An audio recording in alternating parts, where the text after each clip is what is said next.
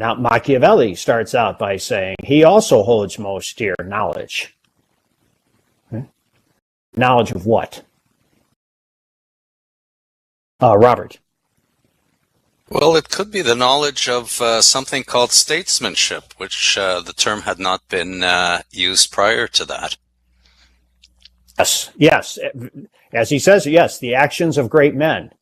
So Machiavelli begins by appearing to agree with the tradition. Knowledge is the highest, is the thing to be held most dear. But it's no longer knowledge of the unchanging truths of the cosmos. Now it's knowledge of action.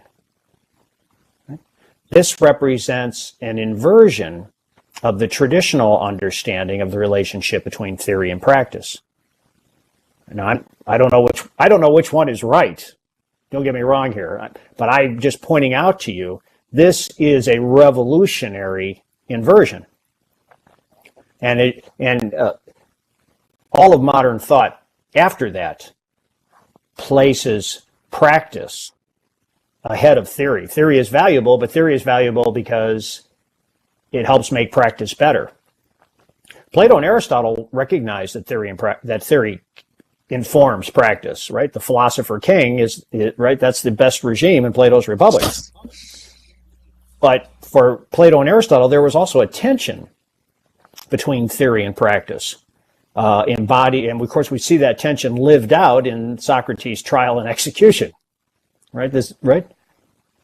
But that doesn't, just because there's a tension between theory and practice for Plato and Aristotle, that doesn't mean that theory isn't ultimately the highest.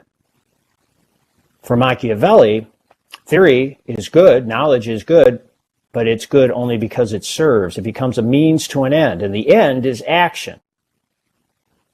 That's a different understanding of the relationship between theory and practice, and we'll see how it plays out in the text.